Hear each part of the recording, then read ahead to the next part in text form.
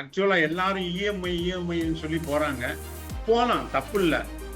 இப்ப 1,00,000 ரூபா சம்பளம் வாங்குறாங்க. 90,000 ரூபா எஸ்ஐபி வச்சு, சாரி 90,000 ரூபா வந்து இஎம்ஐயாவே போகுது அவங்களுக்கு. ஆனா செலவு நம்ம எஸ்ஐபிக்கு ஒதுக்கிட்டு மிச்ச ரூபாய செலவு பண்ணோம்னா நம்மளுடைய எதிர்காலமும் ரொம்ப ஸ்மூத்தா இருக்கும். இன்னைக்கும் நம்ம என்ஜாய் பண்றதை என்ஜாய் பண்ணிக்கலாம். பிள்ளைகளோட கவலை இல்லாம இருக்கலாம். நம்மளுடைய ரிட்டையர்மெண்ட்டும் சேஃபா இருக்கலாம். வணக்கம் சார். வணக்கம் சார். ஃபர்ஸ்ட் வந்து உங்களை பத்தின ஒரு சின்ன இன்ட்ரோடக்ஷன் சொல்லுங்க சார். என் பேர் கணேஷ் பாபு. நான் மதுரையில மியூச்சுவல் ஃபண்ட் டிஸ்ட்ரிபியூட்டரா இருக்கேன். ஓரளவுக்கு எல்லாருக்கும் நல்ல விதமான பிளான் கொடுத்து அவங்க எல்லாம் ஹாப்பியா இருக்காங்க. நான் கடந்த 10 வருஷமா இந்த ஃபீல்டில் 11 வருஷமா ஃபீல்டில் இருக்கேன். என்கிட்ட 360 கிளைண்ட்ஸ் இருக்காங்க. நான் ஒரு 30 கோடி ரூபாய் ஏஎம் வந்து மெயின்டைன் பண்றேன். ஒருத்தர் மியூச்சுவல் ஃபண்டை வந்து சூஸ் பண்ணணும் அப்படின்னா எதன் அடிப்படையில ஒரு பிளானை சூஸ் பண்ணணும் சார்? ஒரு மியூச்சுவல் ஃபண்ட் செலக்ட் பண்றதுக்கு அவங்களுடைய வயசு, அவங்க என்ன கோல் பிளானிங்கோட வர்றாங்க அப்படிங்கிறத வச்சு அதுக்கு உண்டான பிளானை செலக்ட் பண்ணிக்கலாம். அவங்க என்ன மாதிரி கோல் வச்சுக்கிறாங்க, மந்த்லி இன்கம் வேணுமா, இல்லைன்னா குழந்தையோட எதிர்காலத்துக்கு, ஒரு மேரேஜ், ஒரு படிப்புக்கு, அந்த மாதிரி விஷயத்துக்கு இன்வெஸ்ட் பண்ணணுமாங்கிறத டிசைட் பண்ணிட்டு மினிமமா எந்த ஸ்கீம்ல போடலாம்ங்கிறத டிசைட் பண்ணலாம். பொதுவாக இப்போ யங் ஏஜா இருந்தாங்கன்னா ஓரளவுக்கு அவங்களுடைய சேலரியில 1/5 வரைக்கும் இன்வெஸ்ட் பண்ணோம்னா இப்போ என்ன சம்பளம் வாங்குறீங்களோ அதை ஒரு 15 வருஷம் 20 வருஷம் கழிச்சு அதே மாதிரி ஒரு ரிட்டர்ன் கிடைக்கிறதுக்கு வாய்ப்புகள் இருக்கு. மாதம் மாதம் ஒரு இந்த ஐசிஐசியில் ஃப்ரீடம் எஸ்ஐபின்னு ஒரு கான்செப்ட் இருக்கு. ஒரு 10 வருஷம் இன்வெஸ்ட் பண்ணீங்கன்னா 10,000, ஒரு 10,000 மாதம் இன்வெஸ்ட் பண்ணுறாங்கன்னா மாதம் 15,000 ரூபா விட்ராயல் பண்ணிக்கிட்டே இருக்கும். அது டிபெண்ட்ஸ் அப்பான் அவங்களுடைய ஃபைனான்சியல் இது என்ன, எந்த மாதிரியான இன்வெஸ்ட் பண்ணணும் அப்படிங்கிறத டிசைட் பண்ணிட்டு அந்த மாதிரி பண்ணலாம். பொதுவாக ஃப்ளெக்ஸி கேப்னு ஒரு பிளான் இருக்கு. அது வந்து அன்கன்ஸ்ட்ரெயின்டாக இருக்கும். எதில் வேணாலும் அவங்க ஃபண்டோ மேனேஜரோட டிசைடிங் அத்தாரிட்டி டிசைட் பண்ணி அதுக்கு தகுந்தாப்பில் அவங்க இன்வெஸ்ட் பண்ணுவாங்க. அதில் வந்து large gap, mid cap, small cap எல்லாம் கலந்து இருக்கும். நேரத்துக்கு தகுந்தாப்பில் அவங்க லார்ஜ் கேப் கூட பண்ணிக்கலாம், குறைச்சி பண்ணிக்கலாம். அந்த மாதிரி அன்கன்ஸ்ட்ரெயின்டு இன்வெஸ்ட்மெண்ட் நிறைய இருக்கு. அதில் value fund, dividend yield fund எல்லாம் பண்ணோம்னா ஒரே மாதிரி இருக்கும். செக்டார் வைஸா இருக்காது, எல்லா செக்டாரும் கலந்து இருக்கும், டைவர்சிஃபைடா இருக்கும். சார், இப்போ மியூச்சுவல் ஃபண்ட்ல வந்து லாங்கர் டியூரேஷன் இருக்கு, ஷார்ட்டர் டியூரேஷன் இருக்கு. இப்போ ஈக்விட்டி அந்த மாதிரி எடுத்தா அது வந்து லாங் டேர்ம் இருக்கும். இப்போ யார் வந்து எதை சூஸ் பண்ணா கரெக்டா இருக்கும் sir? Depends upon age madam. சின்ன வயசு இருக்காங்களாம், ஒரு 45க்குள்ள உள்ளவங்க ஈக்விட்டி ஸ்கீம்ஸை அவங்க செலக்ட் பண்ணலாம். கொஞ்சம் வயசு கூட உள்ளவங்க பேலன்ஸ் அட்வான்டேஜ் மாதிரி ரெண்டும் கலந்து இருக்கும்.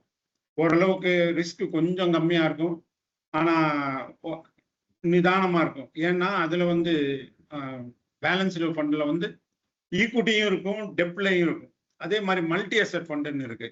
அது வந்து 3 அசெட்ல இன்வெஸ்ட் பண்ணுவாங்க. கோல்டு, சில்வரு போக டெப்ட் ஃபண்டு ப்ளஸ் ஈக்விட்டி. அதுவும் ஒரு அன்கன்ஸ்ட்ரெயின்டு இன்வெஸ்ட்மெண்ட் தான். அது என்னைக்குமே ஒரே மாதிரி இருக்கும். ஒரு எல்லா நேரத்திலையும் நல்லா விதமா பெர்ஃபார்ம் பண்ணும். சார், இப்போ கோல்டு ரேட் வந்து இன்க்ரீஸ் ஆயிட்டே இருக்கு. சோ இந்த டைம்ல வந்து நம்ம கோல்ட்ல இன்வெஸ்ட் பண்றது கரெக்டா இருக்குமா, எப்படி சார்? இப்போ கோல்டுல கொஞ்சம் கொஞ்சமா இன்வெஸ்ட் பண்ணலாம் மேடம். அதாவது ஸ்டாகர்டு இன்வெஸ்ட்மெண்ட் பண்ணலாம். மாசம் கொஞ்சம் கொஞ்சமா இன்வெஸ்ட் பண்ணிட்டு வரலாம். கோல்டு ஓரளவுக்கு ஸ்டேபிளா இருக்கும். அது ஒரு நல்ல அசெட் தான், தாராளமா பண்ணலாம். மினிமம் 500 ரூபா மாசம் சேர்க்கலாம். இது வந்து எஸ்ஐபின்றாங்க. லம்சம்ங்கிறது 10,000, 5,000 பண்ணலாம், 10,000 பண்ணலாம், 1,00,000 பண்ணலாம். அது அவங்களுடைய கெப்பாசிட்டியை பொறுத்து நம்ம டிசைட் பண்ணிக்கலாம். மியூச்சுவல் ஃபண்டுக்கும் எஸ்ஐபிக்கும் என்ன வித்தியாசம்? இன்னொன்னு வந்து மியூச்சுவல் ஃபண்ட்ல வந்து எஸ்ஐபி மூலியமா நம்ம இன்வெஸ்ட் பண்றதுனால நமக்கு என்னென்ன பெனிஃபிட்ஸ் இருக்கு சார்? மியூச்சுவல் ஃபண்டுங்கிறது ஒரு இன்வெஸ்ட்மெண்ட். இது அதுல வர்றது தான் எஸ்ஐபி. எஸ்ஐபிங்கிறது மாசம் சிஸ்டமேட்டிக் இன்வெஸ்ட்மெண்ட் பிளான். அதுல என்னன்னா இந்த மாதிரி வோலட்டிலிட்டி பீரியட், ஏறுறப்ப இறங்குறப்ப நமக்கு கம்மியான ரேட்ல கிடைக்கும், ஜாஸ்தி யூனிட் கிடைக்கும். அதுல எஸ்ஐபி பண்றது. லம்சம்னா ஒரே நேரத்துல 1 லட்சம் 2 லட்சம் போட்டா இறங்குறப்ப ரொம்ப இறங்குன மாதிரி தெரியும். வேற எஸ்ஐபியில வந்து நம்மளுடைய ருப்பி காஸ்ட் ஆவரேஜ் ஆயிட்டே வரும். இறங்குறப்ப ஜாஸ்தியான யூனிட் கிடைக்கும், ஏறுறப்ப கொஞ்சம் கம்மியா, எல்லாமே ஆவரேஜ் ஆகி ஒரு நல்ல ரிட்டர்ன் கிடைக்கிறதுக்கு வாய்ப்பு இருக்கு. சார் இப்போ நம்ம ரிட்டையர்மெண்ட்கான நம்ம ஸ்டெப் எடுக்கணும் அப்படின்னா நம்ம எதை மூலியமா இன்வெஸ்ட் பண்ணா கரெக்டா இருக்கும் சார்? பொதுவா எஸ்ஐபி மூலியம் ரிட்டையர்மெண்ட்டுக்கு எஸ்ஐபியை செலக்ட் பண்ணீங்கன்னா மாசம் ஒரு 10 வருஷம், குறைஞ்சபட்சம் 10 வருஷம், 15 வருஷம், 20 வருஷம், 30 வருஷம்னு இருக்கு. நீங்க லாங் பீரியட் போக போக உங்களுடைய மந்த்லி இன்கத்தை வந்து நம்ம கூட்டிக்கிட்டே போறோம். அது ஒரு கணிசமான தொகை சேர்ந்துரும். அதுல இருந்து ஒரு 8% வருஷத்துக்கு எடுத்தோம்னா மாதம் இப்போ ஒரு 8 வருஷம் 10 வருஷம் ஒருத்தர் 10,000 இன்னைக்கு எஸ்ஐபி கட்டுறாருன்னு வைங்க.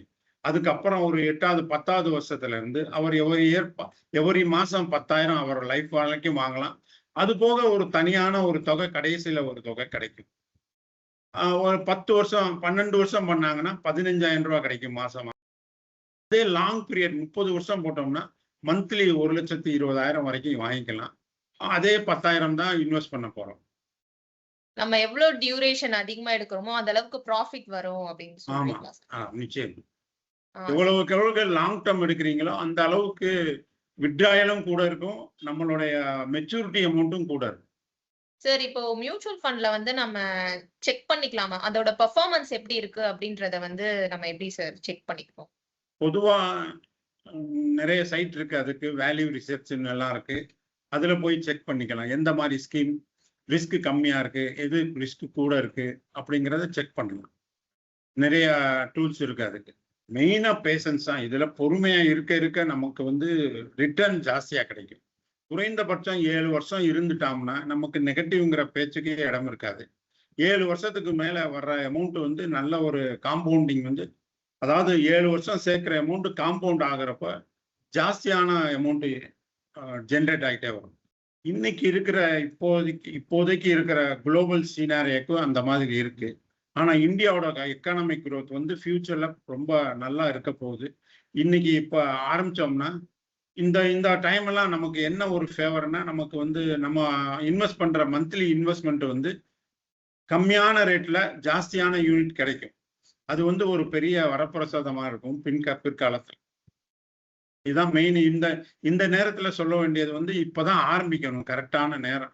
இப்போ வந்து மார்க்கெட் நல்லா இறங்கி இருக்கு, இந்த குளோபல் வார். அதனால இந்த நேரத்துல இன்வெஸ்ட் பண்ண ஸ்டார்ட் பண்ணோம்னா ஒரு 2030 32ல நல்ல விதமான ஒரு ரிட்டர்ன் கிடைக்கிறதுக்கு வாய்ப்பு நிறைய இருக்கு. இப்ப எல்லாரும் வந்து இன்வெஸ்ட்மெண்ட்டை தான் பாக்குறாங்க. அந்த இன்வெஸ்ட்மெண்ட் நம்மளுடைய வாரிசுகளுக்கு தெரிய மாட்டேங்குது. இந்த மாதிரி அன்கிளைம்டு நிறைய இருக்கு. ஸோ நம்ம பண்ற இன்வெஸ்ட்மெண்ட்டை நம்மளுடைய வாரிசுக்கு தெரியப்படுத்தி அதை கரெக்டான இதுல கரெக்டா செய்ய சொல்லி நம்ம இன்ஸ்ட்ரக்ஷன் ஒரு பிசிக்கலா ஒரு இன்ஸ்ட்ரக்ஷன் கொடுத்து வச்சோம்னா ரொம்ப நல்லதா இருக்கும். சோ ஒரு கைடன்ஸோட ஒருத்தர் வந்து பிளான் சூஸ் பண்ணிட்டு போனா நல்லா இருக்கும் அப்படின்னு ஆமா ஆமா, ஒரு கைடன்ஸ் ஒரு அட்வைசர் மூலியமா போனோம்னா நாளை பின்ன அந்த ரூபாயை எடுக்கிறதுக்கோ இல்ல அந்த எஸ்டபிலிட்டி மந்த்லி இன்கம்த்துக்கோ அவங்க என்ன செய்யணுமோ கைட் பண்ணுவாங்க. ஒரு நல்ல பிளானா கொடுப்பாங்க. அவங்க ஏஜ் அவங்க ரிஸ்க் ப்ரொஃபைலை பார்த்து அந்த மாதிரியான பிளானை அவங்க கொடுப்பாங்க. ஏன்னா நிறைய பேர் மாற்றுறதே வந்து அவங்களா ஸ்டெப் எடுத்து அவங்களா முயற்சி பண்ணி போறது. அது ஆமா, அது வந்து என்னன்னா அவங்க பல சைட்ல பார்த்து டாப் பெர்ஃபார்மன்ஸ்னு போடுறது வந்து அடுத்து அண்டர் பெர்ஃபார்மன்ஸ் ஆகலாம். மீடியமா ஒரு 5th 6th ஸ்டேஜில் உள்ள அதாவது வந்து மந்த்லி எவ்ரி இயர் நல்ல ஒரே மாதிரியான ரிட்டர்ன் இருக்கிற ஃபண்டா செலக்ட் பண்ணணும். நல்ல ஃபண்டா, நல்ல ஏஎம்சியா இருக்கணும். அந்த ஃபண்ட் மேனேஜர் எப்படி பண்றாரு, அவங்க எப்படியெல்லாம் ஸ்டாக்ஸ் எடுக்கிறாங்க அப்படிங்கிறத அட்வைசரை கேட்டால் அவங்க ஒரு ஐடியா கொடுப்பாங்க. அந்த மாதிரி ஃபண்ட்ல இன்வெஸ்ட் பண்ணோம்னா ஓரளவுக்கு மீடியமான ரிட்டர்ன் வரும். ஒரு டெபாசிட்டை விட கூட ரிட்டர்ன் வர்றதுக்கு வாய்ப்பு இருக்கு. அதாவது வந்து 5 ஸ்கீம்ல இன்வெஸ்ட் பண்ணலாம் madam. Flexi cap, dividend yield fund, ஒரு லார்ஜ் அண்ட் மிட்டு, ஒரு மிட் கேப், ஒரு ஸ்மால் கேப். இதுல எல்லாத்துலேயும் ஒரு ஆவரேஜா எல்லாத்துலேயும் ஒரு 10,000 ரூபா போடுறாங்கன்னா எல்லாத்துலேயும் 2,000 ரூபா போட்டால் ஒன்று இல்லை ஒன்று அவங்களுக்கு வந்து கை கொடுத்து ஒரு நல்ல ஒரு ஆவரேஜ் ரிட்டர்ன் கிடைக்கிறதுக்கு வாய்ப்பு இருக்கு. நான் மெயினா சொல்ல வேண்டியது, அவசியம் எஸ்ஐபி பண்ணுங்க. உங்களுடைய எதிர்காலத்துக்கு ஒரு ஒரு கணிசமான தொகை எப்பவுமே இருப்பு இருக்கிற மாதிரி வச்சுக்கோங்க. அதான் என்னுடைய ஹம்பிள் ரெக்வஸ்ட். ஆக்சுவலா எல்லாரும் இஎம்ஐன்னு சொல்லி போறாங்க. போலாம், தப்பு இல்ல. இப்ப ₹1,00,000 சம்பளம் வாங்குறாங்க. ₹90,000 எஸ்ஐபி வச்சு சாரி ₹90,000 வந்து இஎம்ஐயாவே போகுது அவங்களுக்கு. ஆனா செலவு நம்ம எஸ்ஐபிக்கு ஒதுக்கிட்டு மிச்ச ரூபாய செலவு பண்ணோம்னா நம்மளுடைய எதிர்காலமும் ரொம்ப ஸ்மூத்தா இருக்கும். இன்னைக்கும் நம்ம என்ஜாய் பண்றதை என்ஜாய் பண்ணிக்கலாம். பிள்ளைகளோட கவலை இல்லாம இருக்கலாம். நம்மளுடைய ரிட்டையர்மெண்ட்டும் சேஃபா இருக்கலாம். சோ ரிட்டையர்மென்ட்க்கான ஒரு அமௌண்ட் சேவ் பண்றதுக்கு அவசியம் மியூச்சுவல் வேணும். ஃபண்ட் வந்து கண்டிப்பா ஒரு ஹெல்ப்பா ஒரு இருக்கும் அப்படின்னு சொல்லி. உறுதியா நல்ல ஒரு கார்பஸ் கிரியேட் பண்ணி கொடுங்க. நல்ல ஒரு வெல்த் கிரியேஷனுக்கும் வச்சுக்கலாம். நம்மளுடைய ரிட்டையர்மெண்ட்டுக்கு ஒரு கார்பஸ் ஃபண்ட் பெரிய ஃபண்டா இருந்தா நம்ம வாட்டுக்கா நம்ம லைஃப் என்ஜாய் பண்ணலாம். ஒண்ணும் இல்ல, ஒரு ₹1,00,00,000 இருந்தா மாசம் 6% கிடைச்சா கூட ₹50,000 கிடைச்சிடும். ஒரு ₹50,000 நம்மளுடைய கேபிட்டல் எடுத்தோம்னா கூட நாங்க 200 மாசம் யாரையும் எதிர்பார்க்க தேவையில்லை. நம்ம பாட்டுக்கா நம்ம லைஃபை ரிட்டையர்மெண்ட் லைஃபை என்ஜாய் பண்ணலாம். Thank you sir. Thank you madam.